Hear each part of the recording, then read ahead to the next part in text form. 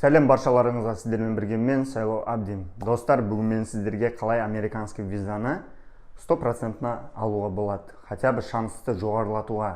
Біз білеміз, виза беруді бермеуді консул шешеді, дегенімен өте маңызды ақпарат айтамын. Бұл ақпарат жалпы не только ол виза алуда, жалпы ол кез келген жерде қызмет болсын, қызмет алатын болса, товар сатып алатын болсаңыздар, ол маңызды. Осы принципке жүгінетін болсаңыздар, любой жерде қызмет алатын болсаңыздар, белгілі бір нәрсені жасайтын болсаңыздар, ол результатқа жетесіздер. Ол қандай? Енді мен өзімнің жұмысымда американский виза қатысты сіздерге айтып беремін. Тыңдаңыздар. Хорошо. Америкаға виза тапсыратын болсаңыздар, сіздер, скорее всего, басқа бір компанияның көмегіне жүгінесіздер. Оның себебі белгілі. Өзіміз тапсыратын болсақ, бізде тәжірибеміз жоқ, бұрын виза алып көрмегенбіз, анкеталарды толтыруды, интервьюға дайындалуларды біз білмейміз. Сол себепті тиын тебен төлеп басқа фирмаға жүгіне салған дұрыс. Бірақ фирмалар көп, дұрыс па? Любой бір Алматыдағы, Астанадағы, бір Шымкенттегі коворкинг офистарға барсаңыздар, көшелерде жүрсеңіздер, не көп? Америкаға, басқа да жерлерге жіберетін фирмалар көп. Просто көп ресторандардан көбейіп кеткен. Енді хорошо, сіздер инстаграмға кірдіңіздер, қарап жатсыздар, отзывтарды қарайсыздар, бір фирмада пәленбай виза алып жатыр, екінші фирмада пәленбай виза алып жатыр. Бірақ іштеріңізде сомнение туады. Оған барайын ба, бармайын ба, не істеп жатыр? И ол қазір инстаграмда барлығы отзывтардың бәрін күшті жасау, күшті визалардың бәрін салу, ол гарантия емес, оған барып алданып жатқан адамдар да бар. Даже өздеріңіз білесіздер. Енді не істеу керек жалпы? Сіздер Америкаға барғыларыңыз келеді, визаны алуларыңыз келеді, бар жұмыс жасап өмір сүргілеріңіз керек. И кімге сенуге болады? Қалай жасауға болады? Ары қарай не істеу керек? Ертең виза тапсырғаннан кейін төлеген ақшаларыңызды, ол көп әжептәуір ақша, оны жоғалтып алуларыңыз келмейді. Сол себепті осы видеода мен сіздерге жақсы лайфхак айтамын. Сол лайфхакқа сәйкес жұмыс жасайтын болсаңыздар, кез келген әрекетті жасайтын болсаңыздар, действительно ол жемісті, табысты боласыздар. Енді бұрын Американ визасына тапсырып, атқаз алған кісілер бар. Көп ондай адамдар маған да жазып жатады. Сіздердің қателіктеріңіз, сіздердің виза алуға ала алмай қалып, атқаз алып, ақшаларды жоғалтқандықтарыңыздың несі? Себебі ол сіздердің қателіктеріңіз, сіздердің осы нәрсені бастапқыда дұрыс жасамағандықтарыңыз. Ал енді не істеу керек? Сол жөнінде айтайын. Қараңыздар, сіздер ең бірінші мынандай шешім қабылдадыңыздар. Мен Америкаға барғым келеді, өмір сүргім келеді, оқығым келеді, жұмыс жасағым келеді. Бай, бақуатты, жақсы ақшаменен қайтып, қарызда, Қазақстанда кредиттерімді, қарыздарымды жауып, үй салып, машина алып, жалпы Америкаға барып өмір сүріп жатқан көптеген қазақ бауырларымыз секілді осында өмірлік бір достиженияға жеткім келеді, жетістікке. Мен бұлай жүргім келмейді. Енді мен Американ визасына тапсырғым келеді, мынандай ақшам бар, бірақ осыменен бір результат болса екен, жетістікке жетсем екен, ешкімге алданбасам екен деген сіздерде ой бар. Енді осындай ой бар да сіздерде нақты жетістікке, результатқа, нәтижесіне жеткілеріңіз келетін болса, осы ниеттеріңізді виза жасап беретін компанияларға, фирмаларға айту керек, айтып түсіндіру керек, как она есть. Ол үшін не істейсіздер? Қай қаладасыздар? Алматы, Астана болсын, басқа болсын, фирмаларға барасыздар. Ең бірінші фирмалардың тізімін составить етесіз, Инстаграмға кіресіз, Ютубқа кіресіз, Гуглға кіресіз, әртүрлі сайттарға үйтесізді, фирмалардың тізімін жасайсыз. Маған мынандай фирмалар ұнап жатыр. Білмеймін, бір қазір мыңдаған фирмалар бар ғой. Просто өзіңізге ұнаған бір 50 штугын алыңыз, жазыңыз, сөйтіңізді. Сол біз 50 фирманың барлығына барып шығамыз. Барғанда да қалай істейміз? Ең бірінші бір фирмаға кіреміз, мысалы. Виза бір бәле деп компанияның атауы бар, офистары бар екен, қалада жақсы. Офистарына бардыңыздар, әдемі, барлығы іші сәнделген, Американ флагын іліп қойған, кітаптар тұр, визалардың суреттері тұр, отзывтары тұр деген секілді барлығы тұр. Біз ол нәрселердің барлығына мән аудармаймыз. Әрине, вау, күшті екен деп түр жасап, барлығын жасаймыз да. Бірақ маңызды нәрсе, бағанағы нәрсеміз бар ғой, ішкі. Мен виза алғым келеді, мен нәтижеге жеткім келеді, мен ақшамды жоғалтып алғым келмейді мен Америкаға нақты барып осы істеп жатқан, бастап жатқан жұмысында нақты нәтижеге жеткім келеді деген ойымыз бар ғой, мақсатымыз. Осы нәрсені ұмытпаймыз. Және де ешқандай адамдардың сөздері, ешқандай отзыв, ешқандай обещание, уәде берілген уәделердің барлығы біздің мақсатымызды бұзбау керек, мақсатымыздан айнытпау керек. Сөйтіп, әлгі бірінші фирмадан бастаймыз, кіреміз офистарына, өйтемізде консультацияға жазылып, өзіміздің сұрақтарымызды қойымыз керек.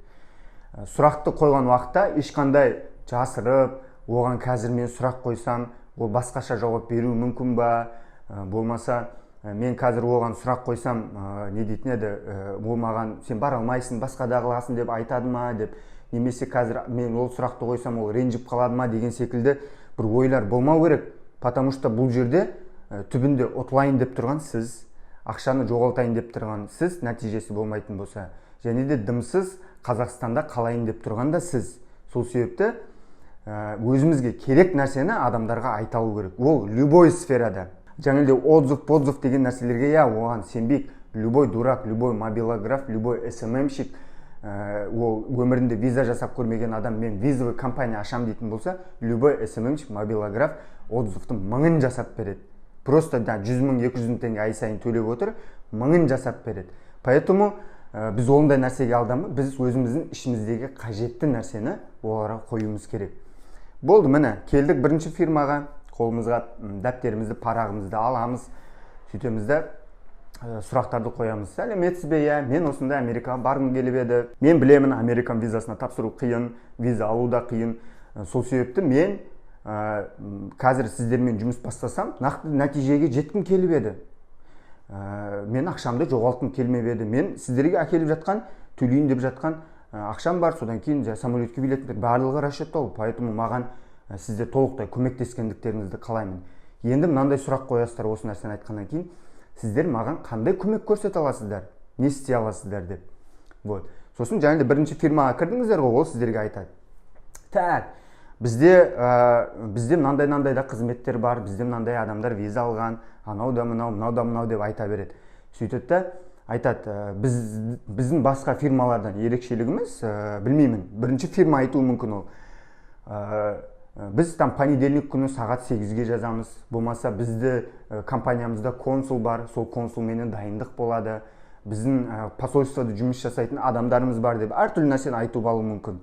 Хорошо, бүкіл сұрақтарыңызды қойдыңыздар, оған сенудің қажеттілігі жоқ, просто деп хорошо деп ақпарат ретінде қабылдаңыздар.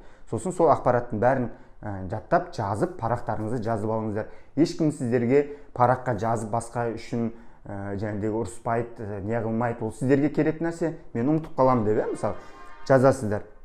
Үйресіздер, келесі сұрақты қоясыздар. Хорошо, түсіндім, бұл өте жақсы екен, бірақ дегенімен біз білеміз, виза беруді, бермеуді консулдың өзі шешеді. Хорошо, егер мен консулдан отказ алып қалған жағдайда не болады, қандай жұмыстар жасайсыздар деп. Осы нәрсені сұрақты қоясыздар, сосын тыңдайсыздар. Содан кейін ол өзі айтады. Әртүрлі нәрсе айту мүмкін. Бізде екінші рет тегін, бізде мынандай нәрсе бар, бізде мынандай нәрсе бар деп, солардың барлығын жазасыздар. Содан кейін сұрақ қоясыздар. Үшіншісі, отказ алып қалған жағдайда менің ақшам күйеді ма деп. Скорее всего, бұл қызмет саласы болғаннан кейін, ол любой сферада ешқандай ақша, ол ешқандай жерде қайтарылмайды, дұрыс па? Сол себепті сіздерге важно білу керек, нәтижеге жетпей қалған уақытта әлгі адам айтып отқан қызметтер айтып отыр ғой, міне бізде осындай услуга көрсетеміз де, осындай ақшаға виза бойынша осындай нәрсе жасаймыз да, алып бере аламыз деп. Енді сіздерге білу керек, хорошо, мен қазір төлеймін сіздердің ақшаларыңызды, беремін. Бірақ ала алмай қалған жағдайда не болады? Неужели мен үйге дымсыз қайтып кетемін, осындай нәрсеге мен сұрағыма жауап алғым келіп тұр деп айтасыздар. Содан кейін тыңдайсыздар, олар не дейді сіздерге. Вот.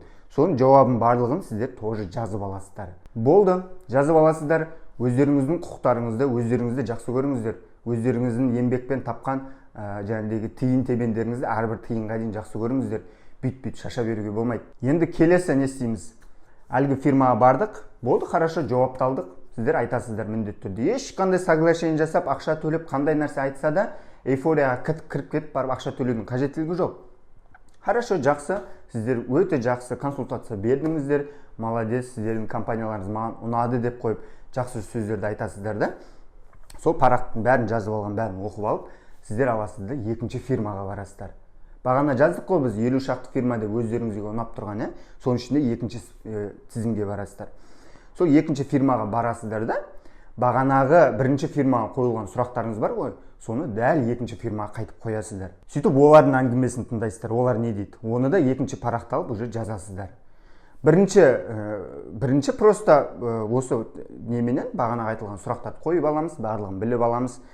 Сөйтеміз де бәрін қойып жазып, сұрақтардың бәрін біліп алғаннан кейін, бірінші фирмада айтты ғой бағанағы, біз Америкаға понедельник күні осылай қылып жасаймыз, немесе біздің дайындалатын консулымыз бар, осындай да осындай деп, біздің виза алудың әдістеріміз мынандай деп айтты ғой. Сол әдістер туралы екінші фирмадан сұрайсыздар.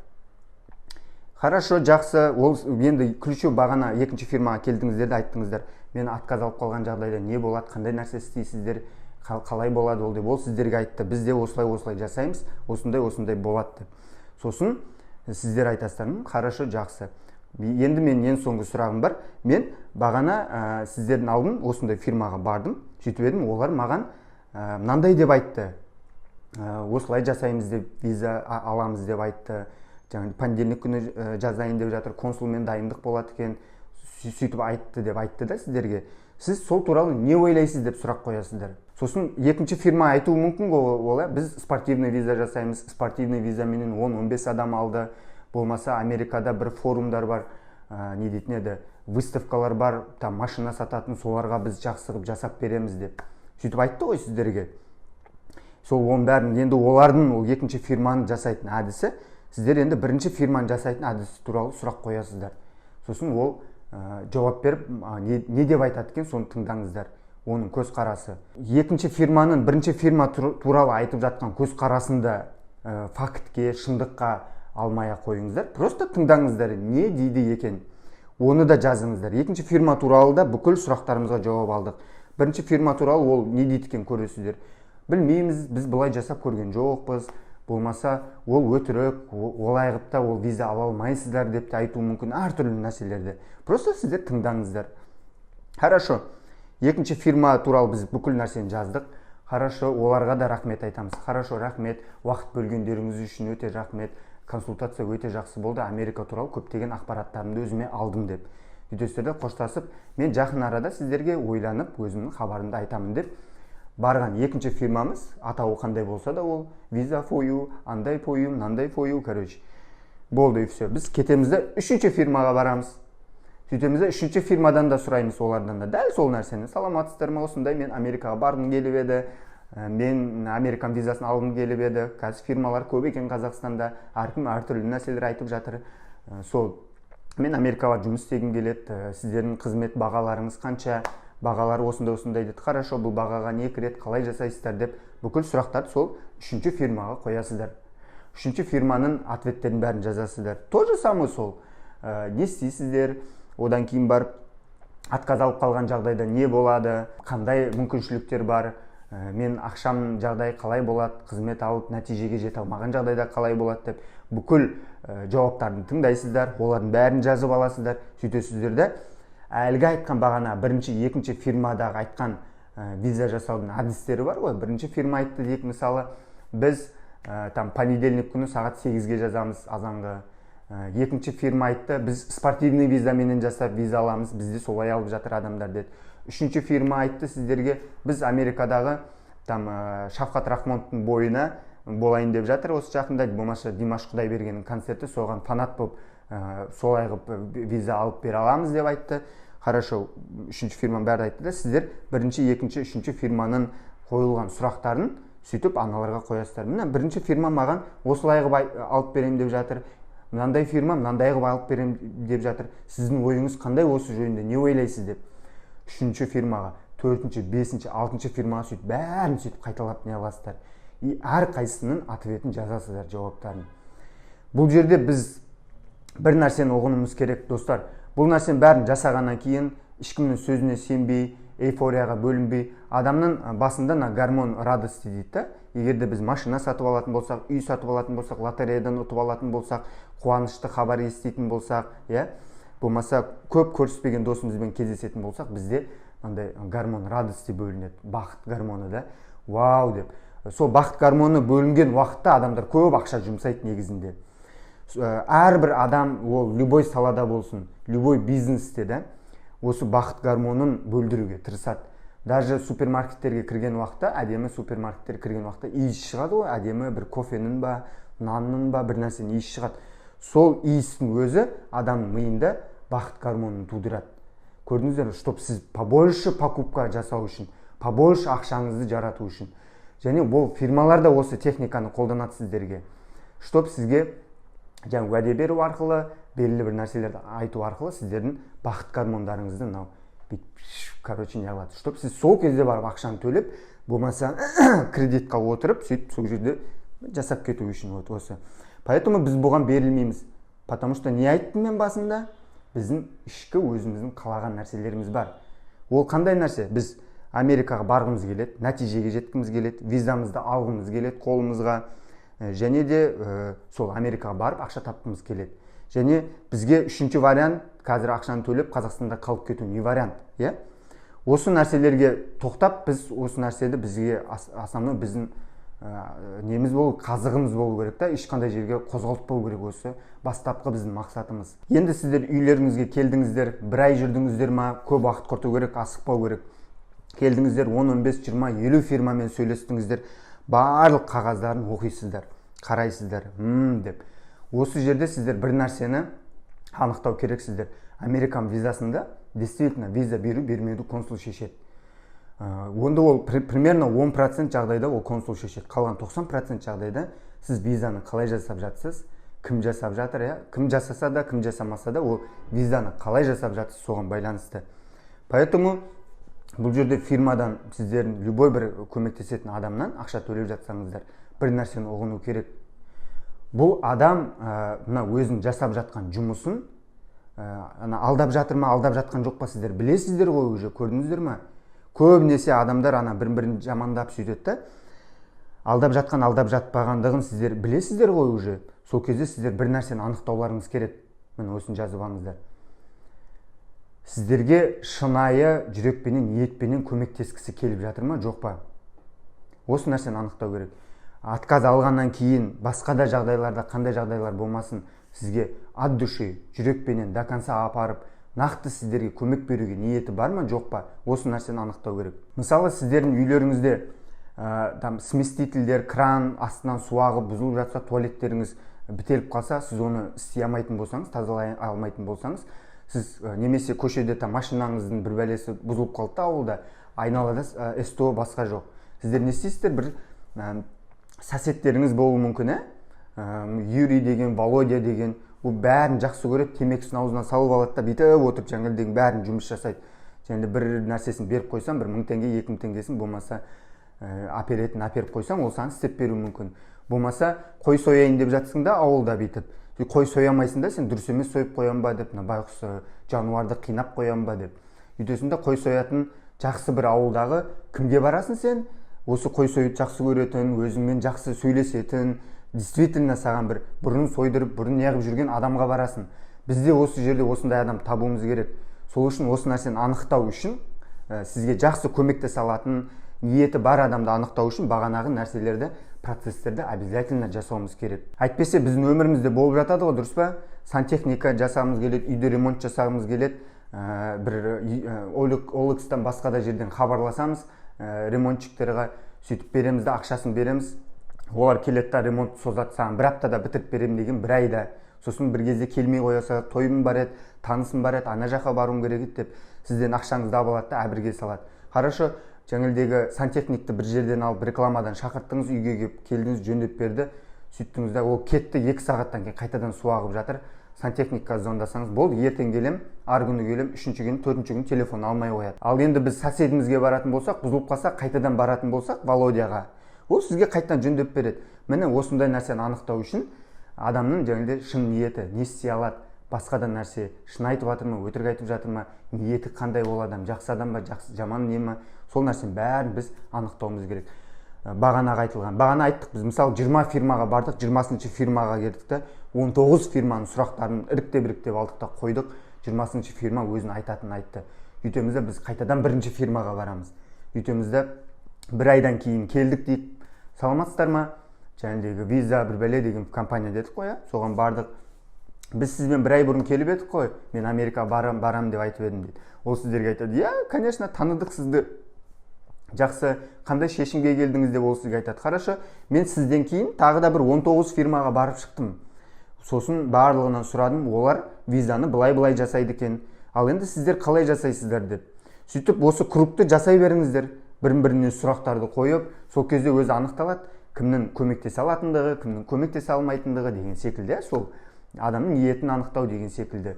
Мен сіздерге айтатындығым, осы нәрсені асықпай жасайтын болсаңыздар, болашақтағы өздеріңіздің пландарыңызға, армандарыңызға жақсы бір серьезно эмоцияға берілмей қарайтын болсаңыздар, сіздер жалпылама ол любой жерде, любой салада, любой бизнесте үлкен жетістіктерге жетесіздер. Сол себепті достар, осындай видео ұнады деген ойдамын. Енді сіздерге реклама. Егер сіздерге Американ визасын бағанағы айтқандай жақсы алу керек болатын болса, көмек қажет болатын болса, Америка болсын, Канада болсын, жұмыс жасап, оқу оқып, визадан жақсы сапалы қызмет қажет дейтін болатын болса, мен енді бұл салада уже 8 жылдан астам жүрмін. Жақсы виза жасай аламын, көмектесе аламын, әрбір клиентіме от души көмек беруге тырысамын. Сол себепті жазыңыздар, хабарласыңыздар, сіздердің алға қойған мақсаттарыңызды, армандарыңызды бірге жүзеге асырайық. Видео ұнаған болатын болса, міндетті түрде лайк басыңыздар, достарыңызбен бөлісіңіздер, каналға жазып қойыңыздар, колокольчикті басыңыздар. Біз жиі осы YouTube каналда тікелей эфир ұйымдастырып отырамыз. Тікелей эфирде сіздердің Канада, Америкаға қатысты кез келген сұрақтарыңызға жауап береміз. Сіздермен болған мен, Сайлау Абди, сау болыңыздар.